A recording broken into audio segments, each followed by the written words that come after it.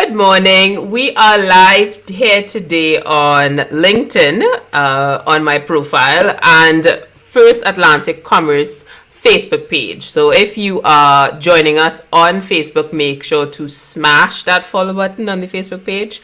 And if you're following this conversation on my profile, head over to the First Atlantic Commerce LinkedIn page to make sure you get notification. Oh, what's happening here? Sorry about that. So make sure to get that notification when we are going live for our next event. Today I'm extremely excited to have a discussion. Obviously, I'm always excited to have a discussion about e-commerce. If you follow me, you know that that's one of my passions. And Chris is, I feel like, a regular. I'm going to bring him in just now. But Alex is here from Excellent Stores. He doesn't know this, but I frequent there way too often because your house never is full of enough stuff for storage, and I love to go there for storage stuff. And he is a great person to have a discussion on digital transformation in the e-commerce space, because if you're an SME owner or you're looking into starting your own business, I think this is a discussion for you to have. So I'm going to welcome our guest today. Here we go. Gonna unmute everybody. All right, so Chris, just give us a little insight into where you are right now and what do you do at FAC for those who, I don't know where they have been all this time, but let them know who you are. Yeah, hi, good morning everybody, and Happy New Year. My name's Chris Burns. I'm the CEO of First Atlantic Commerce. FAC, if you haven't heard of us, is an e-commerce payment gateway company. I almost go as far as to say we are the e-commerce gateway, certainly for the Caribbean. We've been working in the space for 20 plus years now, and our job as an organization is really to help enable e-commerce, online shopping, online delivery through accepting payments to your website. So we have a software platform that's hosted here at our headquarters in Bermuda. We operate in about 17 different Caribbean countries right now, and all of Central America. And our sort of purpose and our mission as a business is to make it as easy as possible from a technology standpoint to be able to accept credit cards and branded debit cards to your website to help your business grow locally and internationally. Awesome. So with that intro, I think it's a great segue into having our guest share who he is, which is Alex, and he is a user of said First Atlantic Commerce solution. But before we get into that, can you share with us, Alex, what your position is at Excellent Stores? First of all, what is Excellent Stores for the Caribbean audience out there, and what do you do there? Sure. Morning, everybody, and Happy New Year as well. Excellent Stores is a retail department store that has been in existence in Trinidad and Tobago for about 62 years. I'm the third generation of family in the business. My grandparents started the business, my father took over, and then I took over as well. I'm currently the CEO. I grew up in the business, and we've been providing lots of different items. Anything that you would find in a Target or Walmart or a Bed Bath & Beyond, it's a smaller version of those, but those are the things that we find.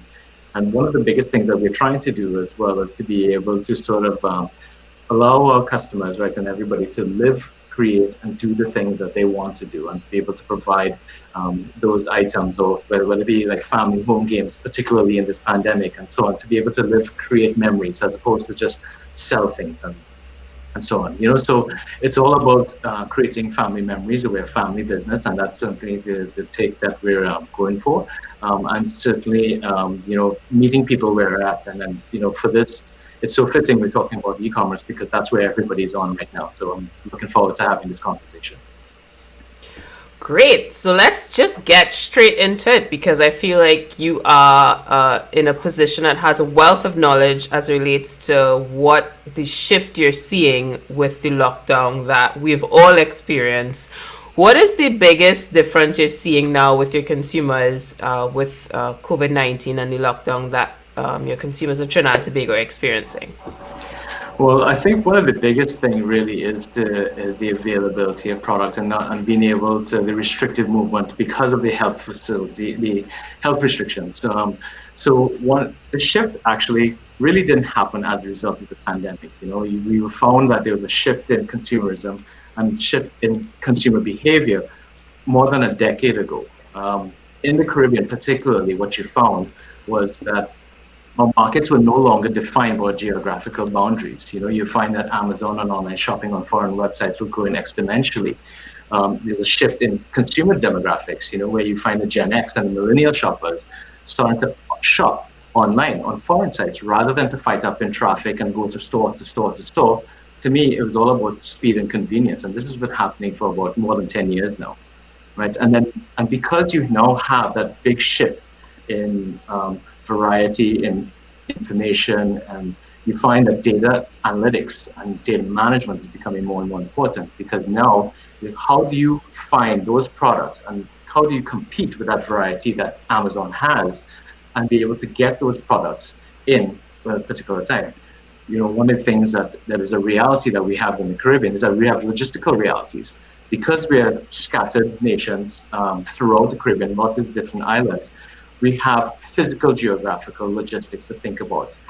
It's not like Target and Amazon where you can just bring in goods overnight. You now have to start considering, you have 3-4 months, depending on where your island is located, how to be able to get goods in and plan. So if you're now looking at trying to compete on a variety standpoint, and quality standpoint, you now have to start planning, not just 2 months, 3 months, 6 months. Sometimes you have to plan 6 to 18 months in advance to be able to bring goods in, right? Or keep abreast with consumer behavior. So what we're seeing is not as a result of the pandemic. It happened 10 years ago, but you're seeing an entire transformation of how business runs, more towards data, more towards real-time information, and then matching the logistical challenges and bringing goods and to be able to compete with Amazon.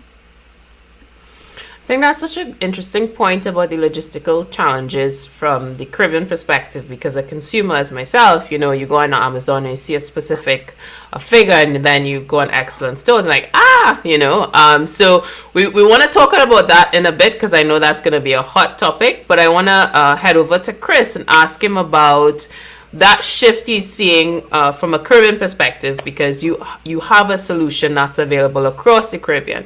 So what changes have you seen with the B2B businesses out there, as well as the uptake of e-commerce in the private sector for Caribbean businesses?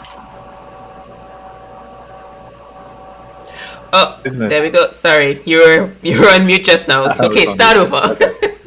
Sure. So it's a great question, and we as a business started to focus predominantly on the Caribbean and Central America about 8 years ago, and at that point we were working with one bank in a couple of countries within the Caribbean, and we figured that there was a big gap in the market in terms of what solutions were available from an e-commerce perspective, not just from creating websites but predominantly from a payments perspective, as a lot of the solutions that were already out in the marketplace were geared around North America or Europe. And when it came to actually accepting payments, none of the sort of gateways that were on the back end were connected and certified to the different banks within the Caribbean. So fast forward 8 years, we've spent the time and energy to connect to all the different banks. But during that 8-year period, it was relatively slow going in terms of the uptake of e-commerce. So a lot of people, if they wanted to buy something online, were trying to source it through known sites like Amazon, for example, and then trying to figure out how to get those products to whichever country that they were living in. So we had spent a lot of time with larger companies, that were selling, sort of the Flows and the Digicels of the world that were, had a natural business model to accept payments online for the services that they're delivering. But during that time as well, we started to do a lot of work with sort of educating the different banks, the different service providers, working with lots of different merchants to show the real benefits of taking their business online or starting a business from scratch and only creating that business online. So, take that sort of introduction of, more reliable broadband, The logistics network has become, more robust within the region. Still, there's still more work to be done there for sure. And then, take I guess the individual sort of pride factor in there as well, that, people do want to buy local. They're only really sort of going online because, that is a more established model from companies that they have seen before and know are going to be able to deliver. But, if we can get those products locally, and, achieve the same experience, that if we're buying from Amazon, so, quick shipping, great customer service, delivered directly to your door rather than having to click and collect sometimes. And, what we've seen sort of, just over the pandemic is, lots of people already had this in their business plan. Their digital strategy, was to go online or to start their business online. And the pandemic just simply, has expedited that. So we're saying, okay, well, people that were looking at doing something within the next 12 to 18 months, we're really sort of forced into doing something within, a 3-month period. So, and that's not just to deal with, a situation that nobody ever expected, but then, how do they sort of future-proof their business going forward? So, okay, if we get into a scenario where we have to go into a hard lockdown again, what do we do? How do we deal with that? How do we seamlessly move into something that people are now expecting? Because businesses that are not prepared for that are going to suffer, because people are not very forgiving sometimes. If they have a bad experience, it takes a lot to win that customer back again. So it's been a massive change over the last, sort of several months. But we don't expect things to sort of slide back to where they were before. People are more comfortable with shopping online now, and they see the benefits of it. And we just see that growth continuing, for many years to come now.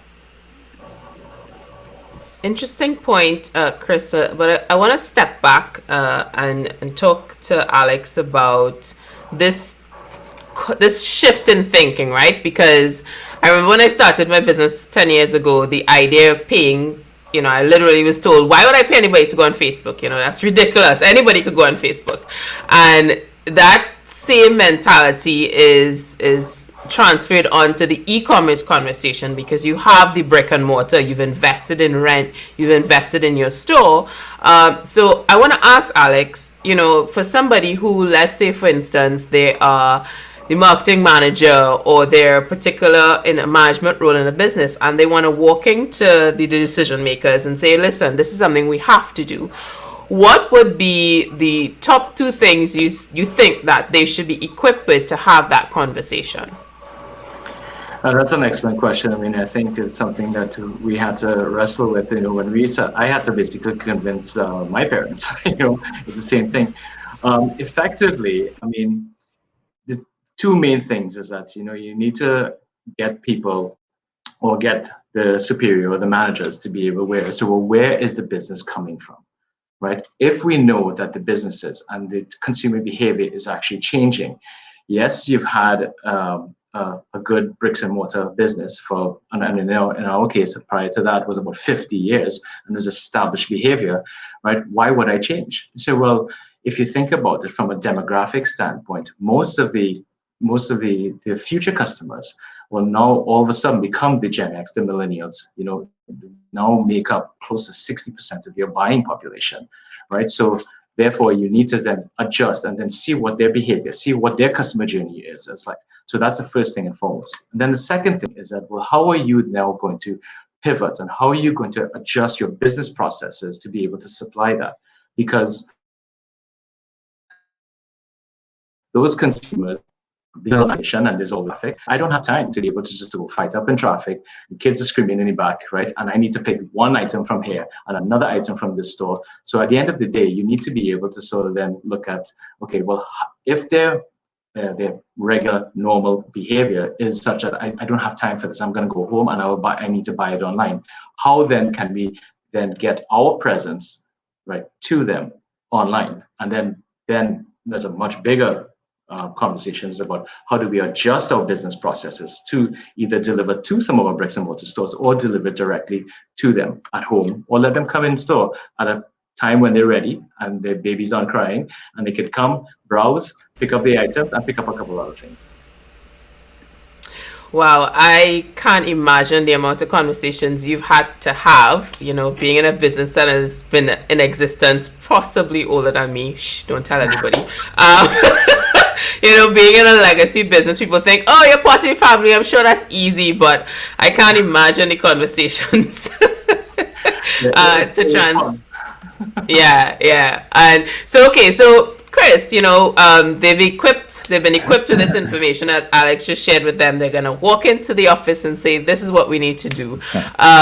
In terms of the solution for the payment gateway, first of all, you may have to explain what that is. Where do they start with First Atlantic Commerce to offer that e-commerce solution? Do they just go to their web developer and say, "Listen, e-commerce, we have to do it now.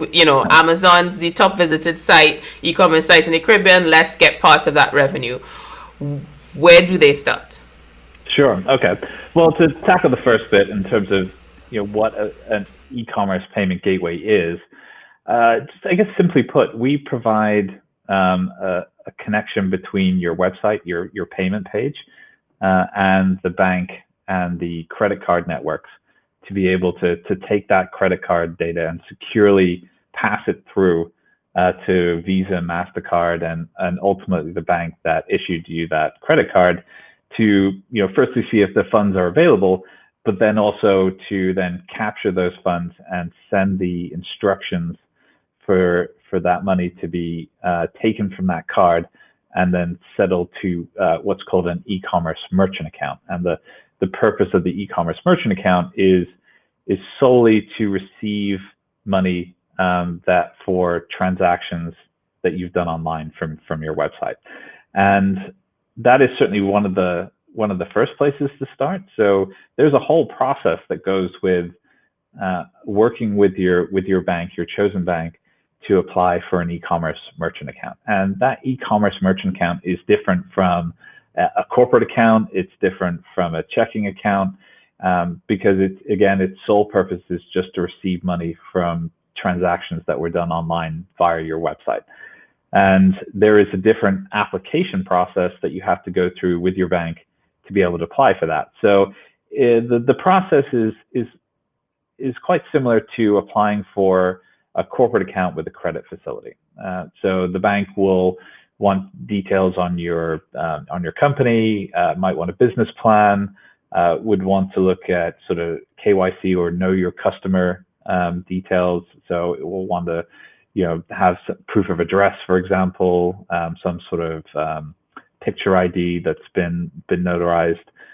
So they will do a whole sort of range of checks on the business owners, but then also the business itself, to make sure that they're comfortable with approving an e-commerce merchant account for your particular business. So that is certainly one of the first steps you want to do as well, because you don't want to go through the process of getting a website developer or purchasing shopping cart software or even contracting with FAC before you've found a bank partner that wants to work with you and wants to approve your application for an e-commerce merchant account. So that's certainly one of the first things to do. And then when it comes to the FAC side, you really want to be able to see if we have all the services that you need for your online business. 9.5 times out of 10, we will certainly have that. So you will want to get in touch with us through our contact us page. So if you go to firstatlanticcommerce.com and then contact us, you can get in touch with our business development team, and they'll be able to answer any questions you have on what different services you want, whether you want to do sort of recurring payments. So if you have a business model that you charge a fixed amount on a fixed monthly basis, we can certainly support things like that. Whether you want an anti-fraud tool, whether you want to create a tokenization product, which is basically allowing somebody to store a credit card with us, so they don't have to keep entering it every time they come onto your website. So all those different types of services, and we can do that. But when it comes to your website itself, what we always try and encourage people to do is think payments first, and that's because our region is unique. So some things that will work in the US, for example, from a payments perspective might not necessarily work in the Caribbean because they might only work with a payment gateway that is connected and certified to US banks. So we've seen that many times before where people will go and buy, a shopping cart software and then find out, once they've created the website, put all their content in, start setting up some of their SEO, that when they go to enable the payments piece, they find that they can't do that because they're not a US company and they don't have a US bank account. So when if you're looking to buy, a shopping cart software or sort of a website package, always look at the back end first. Make sure that it's going to be able to connect with a payment gateway that is able to connect and send the money to your bank account in the Caribbean. So FAC, for example, we connect to pretty much every bank in the English-speaking Caribbean that does e-commerce acquiring. So if we're not already connected to it, and we can give you a list of shopping carts that we're already connected to, things like Magento, WooCommerce, Shopify, for example, and make sure that you get that information us, or you can see that on the shopping carts website itself. And then decide, really, are you going to build your website yourself? And look at your business model. Is there a need to build it yourself? Do you need to hire a developer to build that for you? Or is there something that's sort of pre-built that can service what you need? And then do you need a fully functioning e-commerce website in the first place? If you're in the service business, you may need to be able to just send an electronic invoice that has payment capabilities within that invoice. And, we support products like that as well. So you really think through the business model and, get in touch with us, and we can help recommend, which products we're already connected to and which services that we provide are best going to fit the business that you particularly have. And for those who are just joining us, you are a little late. Where have you been? We'll have a Q&A at the last 15 minutes of the session. Mark, I see your comment. I'll come to you in a bit. Make sure to smash that follow button on Facebook for First Atlantic Commerce, as well as the LinkedIn page, which I tagged on this session. So Alex is here with us from Excellent Stores, and I want to have a conversation about the resources that are required to set up e-commerce. So you're part of an organization that's been around for 30 plus years, and this is new. It's a department, some may say. So can you share with our audience, how many people do you believe? Because Chris did mention a few steps in setting up your e-commerce, which requires a merchant account. And for some people, it may seem overwhelming. So I want you to talk to two different people, right? The first one being someone who has an organization with more than 50 employees and may have to have a shift in job positions, and then the person who just has one business and one person, cook, bottle washer. What advice would you give to them in terms of the workload and how much is required for them to set up this e-commerce? Is that too long of a question?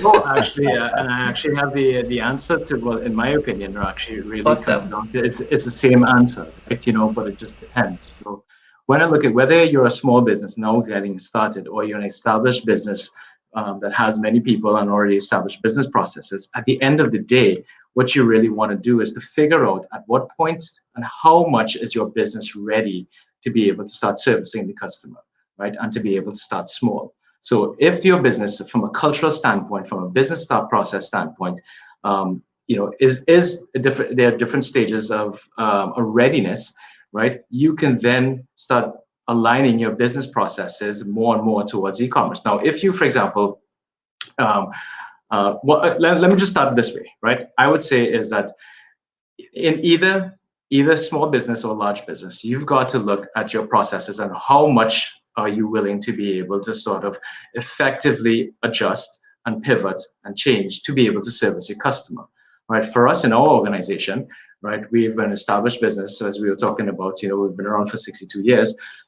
There's a lot of cultural habits that have developed, and to align ourselves with e-commerce to be able to allocate inventory to e-commerce wasn't part of the plan, right? So you needed a lot of work to be able to get people on board, right? To a small business, you may be able to, so you're more nimble, you may be able to get, if you're the chief cook and bottle washer, you may be able to do everything on your own. So it really depends in terms of the number of people. It really just depends on whether or not you're, from a service standpoint, from a selling standpoint, from a marketing standpoint, from a logistical standpoint, from a warehousing and inventory management to your finance, at which point in time can you automate, or can you digitize, or can you adjust some of those business models, business processes to service your customers? So, it's not, an exact science. It's a lot of learning and testing and learning, right? And when you start looking at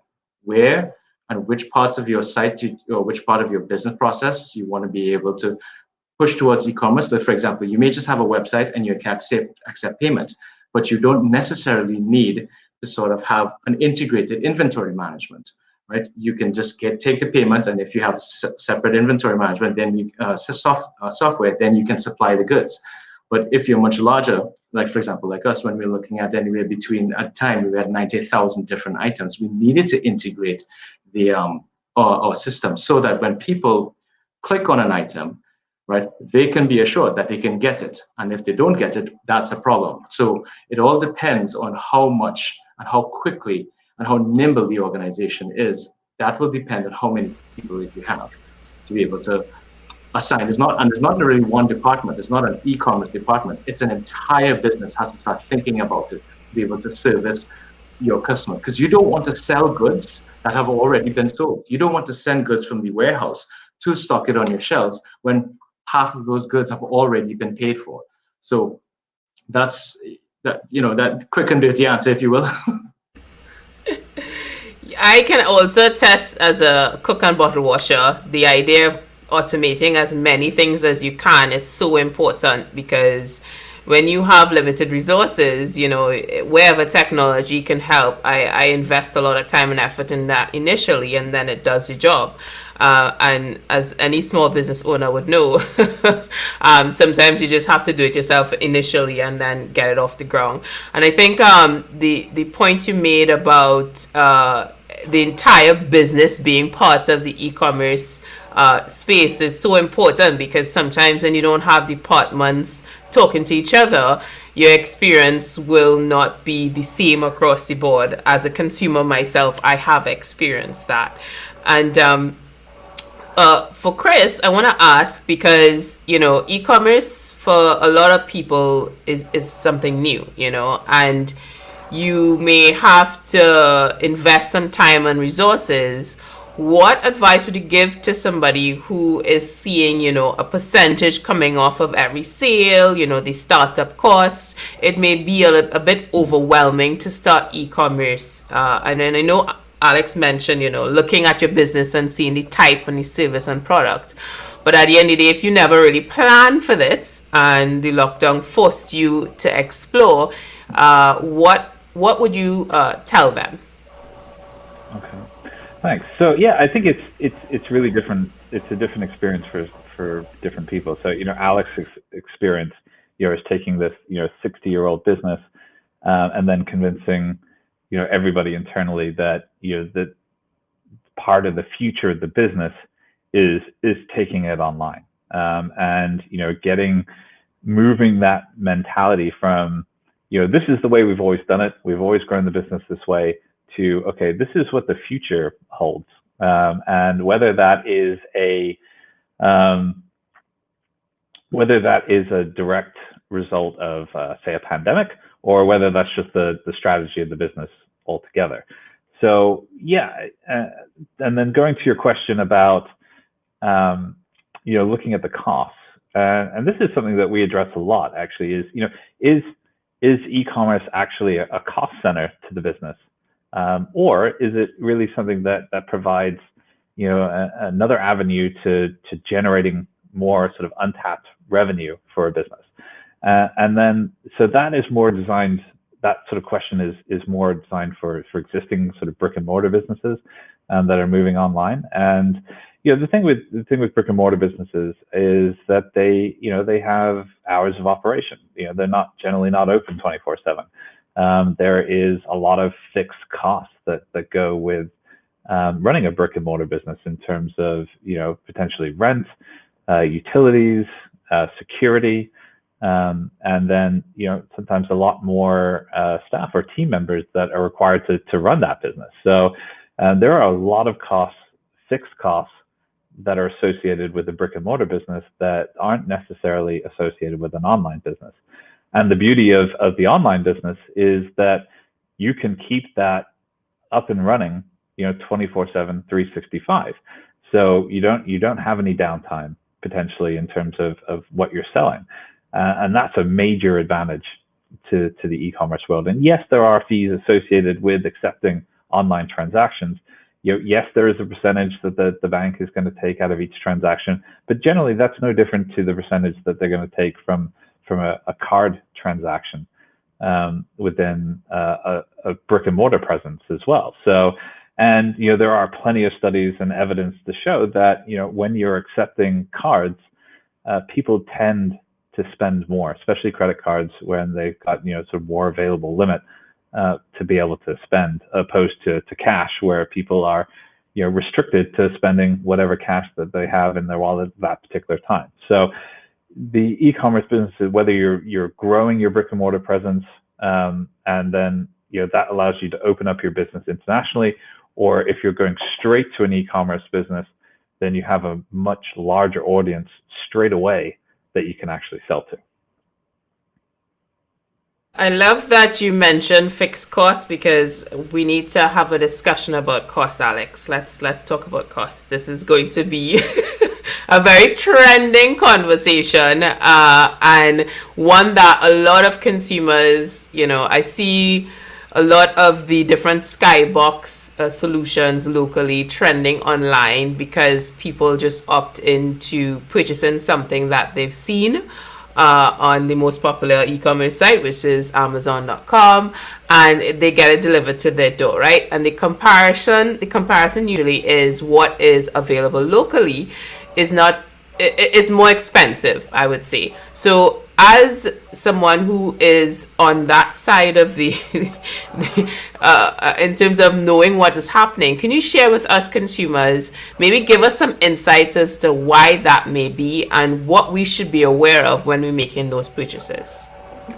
Sure, and actually, it's actually something that I wanted to add to what Chris was saying, is that, bricks and mortar businesses generally have a significant amount of overhead, right? To have these buildings and securities and the infrastructure and staffing and that sort of thing, it does add a significant amount of cost. And as we're talking about costs, right, it is more efficient to be able to run an e-commerce business, because at the end of the day, you can run it out of your bedroom, right, your spare room or whatever it is, or out of your kitchen.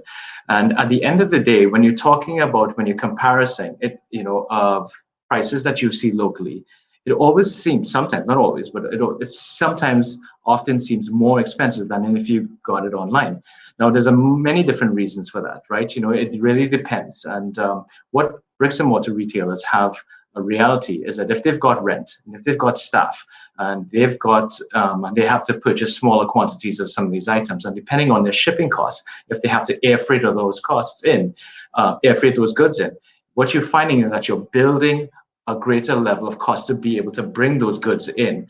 So at the end of the day, sometimes, and we see it all the time, people say, oh, you're gouging us, you're price gouging us. But at the end of the day, the actual cost of bringing some of those in, the landed cost, could actually be pretty expensive if you don't have the economies of scale, right? So that's certainly one thing. So from a business like us, who probably have the benefit of economies of scale, because we can either buy the same items at Walmart and Target and all those larger companies, we buy it from the same item, from the same supplier.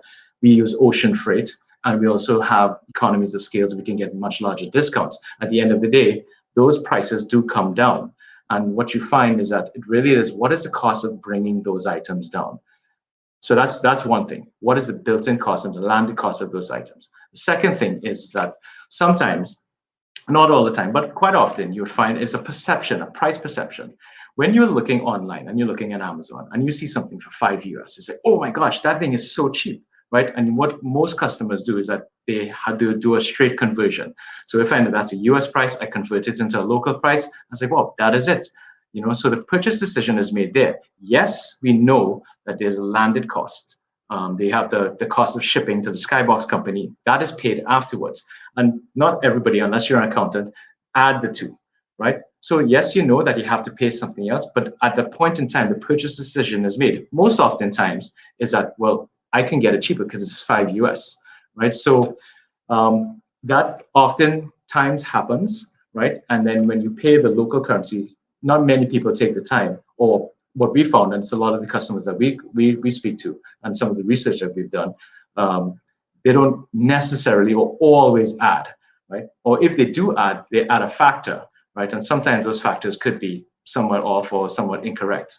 What we try to do to test that theory is that we look at every 2 years, we take about 200 products that we have, and we buy things on Amazon and we compare it to the prices, the landed cost that we have.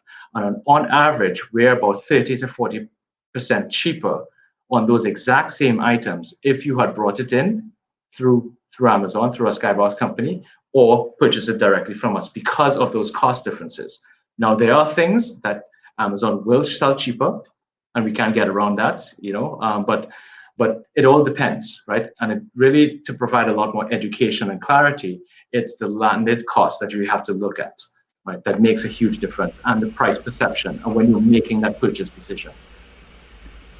That's an interesting point that I never think of, because at the time of purchase, you're not necessarily going through the logistics on the other side of the business, because you work for your money, you set out your expenses, and it's only at that point in time you're not thinking about the longevity of it.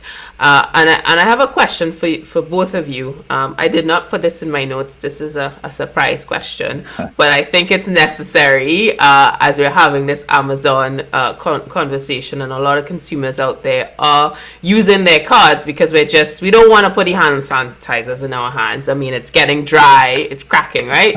Yeah. What can we learn from that behavior, consumer behavior that's already happening? As a Caribbean business, what takeaway, I'll start with you, Chris, would you suggest to a business owner to learn from what's been happening with the Amazon and the popularity of Skybox? For me, it really comes down to customer service. I would, 9 times out of 10, I would rather buy locally. Here in Bermuda, for example, I would rather have that interaction in terms of dealing with the local companies, supporting our local economy, supporting a local entrepreneur, whatever the case may be. But if you don't have the customer service to back that up, it's very, very easy to lose a customer potentially for life if they have that bad experience. And if you're already fighting against the sort of cost perception, which as Alex mentioned, it can be completely wrong. Like, you could think, well, this could be much cheaper on Amazon, but by the time it's landed, it's going to be cheaper for me to buy it locally. But I just I didn't do the math or the exercise to actually find that out. But if you don't have that experience and all the back end lined up properly, as Alex was talking about before, so and yourself, Pauline, in terms of okay, great, I got that product locally, I'm going to buy it, and then I found out it's already been sold 5 times over, or if you just have that that customer service follow up, which can be a real positive for you as a local business as well, because people can reach out to you locally, domestically, culturally, and talk to a real person, opposed to an anonymous sort of Amazon email or chat bot or whatever that might be.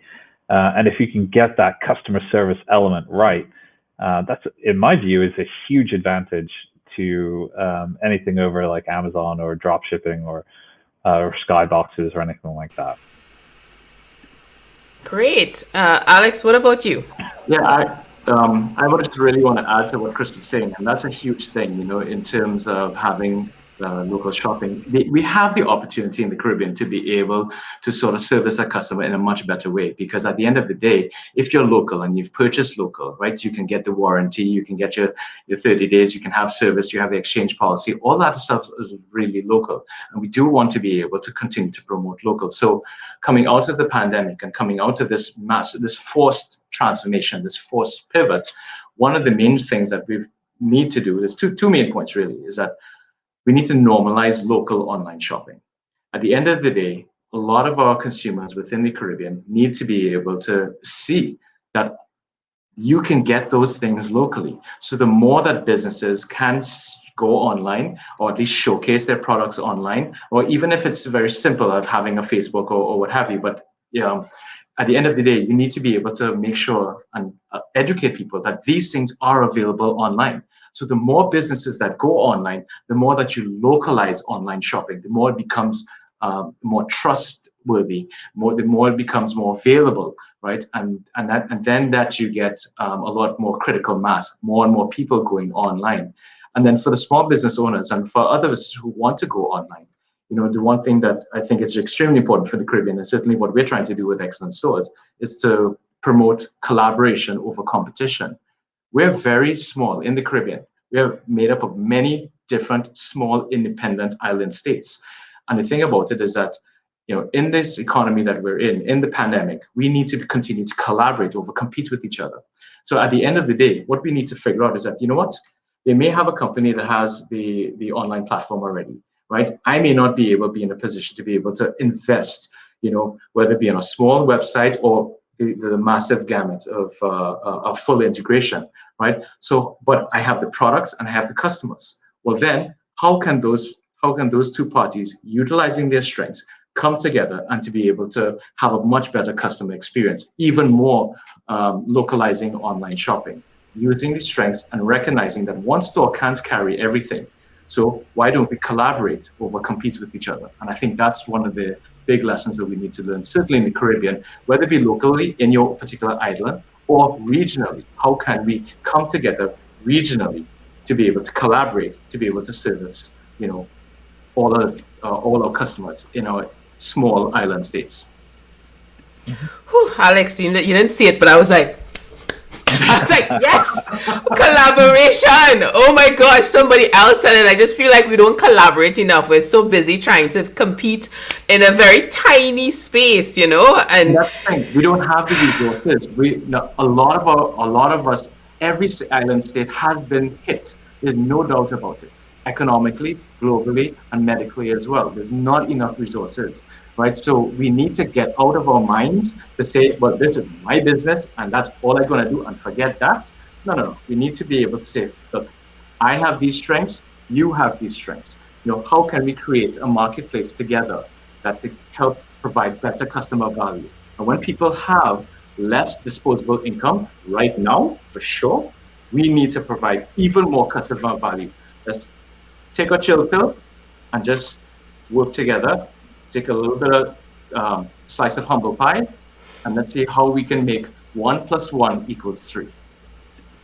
I have some theories on that, because sometimes I feel we want to be everything to everybody, and then we fall short so many times. And gosh, that's a whole other conversation. But I want to bring Chris into this, because I think there's a great segue into having a conversation about opportunities in the Caribbean, because we're so busy trying to get a piece of the pie. I feel like you have some insight from a Caribbean perspective as to the gaps that exist, and maybe give some exclusivity in terms of this is a business idea that you should try. Because I use the word drop shipping a lot and people go, what's that?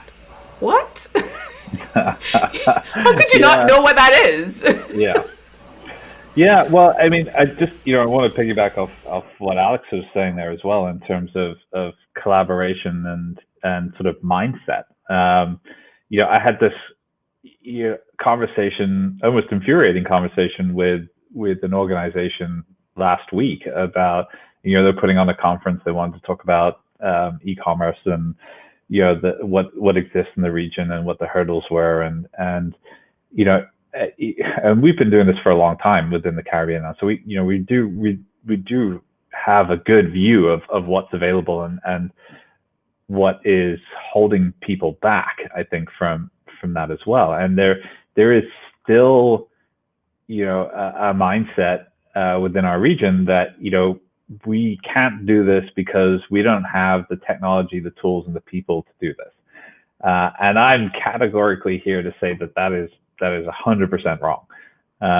We have worked with some amazing companies, right through the Caribbean, that have amazing ideas, really strong software developers, great technical knowledge, and really great ideas in terms of what they want to do with their business, and sort of side businesses, and people that are working full-time jobs and want to a side hustle in terms of growing their businesses, or organizations like Tech Beach, for example, that are driving knowledge and exposure in terms of all the different capabilities that are available within the Caribbean right now. So, I mean, if you look at Jamaica, for example, the BPO business there is exploding. If you look at Trinidad, for example, the innovations in the payment space over the last sort of 12, 18 months have been really impressive. The level of expertise in terms of software development is really impressive within the region as well. So this notion of that, well, I can't have an online business because PayPal doesn't work in the Caribbean, or Stripe doesn't work within the Caribbean, or Amazon makes it too difficult. Really, we're here to say that that's not the case. There are every piece of the puzzle that you need to create an online business is available within the Caribbean. It's just, you've got to be connected with the right people to be able to make that happen. And that's part of one of the main purposes of these sessions is to say, yeah, okay, great. FAC can help you with the gateway. We can connect you to the right the right bank in terms, and the right person within the bank to apply for an e-commerce merchant account. And that's, just to address one of the questions, FAC does not approve e-commerce merchant accounts. That's directly with the bank. So all that documentation, that account opening is with them. We don't approve people for e-commerce, as it were. It's really, that's all with the banks. We're the technology partner and provider from that perspective. But, look at, all the opportunities that this pandemic produces is in terms of are all online based, whether it's food delivery or meal preparation, or if you are a supermarket or a pharmacy, or a hardware store or a general store. There is a lot of opportunity here to drive that customer engagement and enthusiasm about your product by creating an excellent online experience. So really, just to round off that thought is, okay, let's move away from this "we can't because" mentality to more of a "we can because we have all of these tools within our region to be able to enable us to do it." I want to, because we're going to end off in a few minutes about the opportunities that exist, right? We're going to end off positively. But before we get there, Alex, I want to ask you about, I see that Excellent Stores has expanded to St. Lucia. It's currently there. Just want to confirm. That's correct. Yeah, we opened in September 2018, and that is our first venture outside of Trinidad and Tobago. And it is actually a launching pad to servicing the rest of the Caribbean. Just to add into what Chris was saying in terms of the opportunities for the Caribbean, one of the things that, I know it's a much larger conversation, but we do need a single market economy for a free flow of goods, because and what St. Lucia does for us, for example, and it has the OECS, the Organization of Eastern Caribbean States, is that it does allow us to be able to start supplying, goods to different countries within the OECS without having to worry about additional duties and VAT and all the other customs charges that comes with, not a single market economy. So there's definitely a significant amount of opportunity to be able to bring to take advantage of the economies of scale that we have, basically lower prices, and to be able to service both on a personal and a B2B side of things throughout the Caribbean. And I think that's a huge opportunity for not only for the OACS, but definitely for most of CARICOM, for sure. What would you say has been your biggest challenge going into the solution market? Right off the bat, I think, every island is different. And I think culturally and their preferences and their customer tastes is different. Because we've been around for such a long time, and my wife is St. Lucian, I thought we knew St. Lucian. So, but until we actually got there and recognized that, they have different tastes than we have in Trinidad, right? And to be able to find the right type of goods as one, and then secondly, the habits and the practices are a little bit different, right? And certainly some of the technology, there's a lot of technology there, but certain things may not be as advanced, right? So we had to adjust. We couldn't do a copy and paste model, put it simply, right? And we had to adjust that way. So yes. I think anybody who's out there that manages a Caribbean portfolio, please adhere to Alex's advice. We're not the same. We are not all from Jamaica. I just had to, okay? All right, so let's round off this session with some positivity. I'm going to start. And based on the conversation that Alex had earlier, I think that is an opportunity for small businesses and big alike to create more local content. I talk about this all the time. If you follow me, you know I am bleeding this to death. If you have something out there sitting down into your retail store, get your phone out there. Don't tell me you don't have a fancy camera. Just take your phone, have a conversation in it, and then post it, because we are consuming a lot of video content on YouTube. It is the #1 visited site in terms of, people think it's Netflix, but YouTube actually has dominated the video market. And Facebook is a very popular site as well. So let's utilize the platforms we have and create content to drive people to give you money, because I really want to give you money, but I also want to trust you. So if you could give me some video, that would be great. So on that note, Alex, what is your take on the opportunities that lie ahead for this post-COVID world? It really is actually the same thing that Chris was talking about and we were talking about earlier, is that, we really have a lot of the talent, within the Caribbean. You see amazing things coming out of Jamaica, and the fintech stuff that's coming out both of Barbados and Trinidad as well. You see the one of the issues that people have on is respect to payments. But there are so many other ways to be able to pay that you can integrate into your site as well. So one of the biggest things that I think that we need to really think about, right, and the opportunity, is that we have the talent, right, and we need to be able to determine who to talk to, right? Ask your bank, ask around, because a lot more people are getting into that space, and let's collaborate, right? If you don't have the resources to be able to go online, come to a place like us, right, where we can partner, and they said we'll just put you onto our site, right? And so collaboration is really important, and recognizing that we already have the talent, and it's not limited by each state or each island, right? I think that the opportunities for regional integration is one of the key things that we can really focus on, and how do we service our customers, not within the geographic location, the geographic boundaries of our own state, right, and our own country, but how do we access that broader market to serve our customers better and get that critical mass? Awesome. So Chris, I think we're going to end off with your thoughts. You want to share with us? Yeah, thanks. So I agree with Alex in terms of that sort of marketplace opportunity. I think that is, there's what we call a sort of really long tail of merchants within the Caribbean, so that micro and SME type merchants that may not have the initial capital to get set up to do their own website. So there's I would certainly encourage people to talk to Alex's company about that.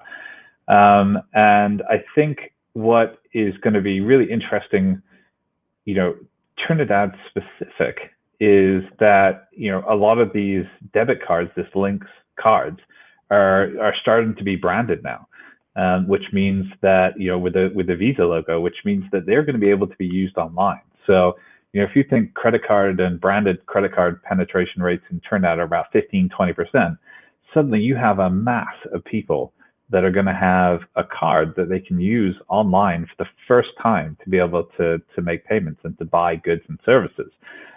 So there is, a really big opportunity within Trinidad and Tobago to be able to, gather more customers from an online perspective. So, really think about that in mind as well. So, that's yet another barrier that's being removed to be able to encourage e-commerce, specifically within Trinidad. So, let's not, sit back and think, okay, this pandemic's coming to an end, this vaccine's rolling out, it will be business as usual before then. We don't want business as usual anymore. There is way more opportunity now that people have realized and are comfortable with and are moving towards than ever before from an e-commerce perspective. Great. I think that's an awesome place for us to end today. And if there's anything, if you just joined us late, if the biggest takeaway I want you guys to have out of this session is Alex said he is open to collaboration. So please reach out to him. He's on LinkedIn. If you have stuff you need sold, e-commerce, let us be that person that connected you to. Thanks so much, guys, for joining me today. We're going to close off by letting you know to head over to First Atlantic Commerce Facebook page as well as First Atlantic Commerce LinkedIn page. You can also head over to the website, firstatlanticcommerce.com, and check out the blogs. There's also a lot of great insight into how you can set up your account. Don't forget, you have to head over to your bank to ensure that you have a merchant account first before you head over to FAC, because your point of sale is different to your merchant. Yes, I learned that recently. It's good that you know this as well. Thanks so much for joining us, and ensure to sign up to get notified for our next event. And please stay safe. See you soon.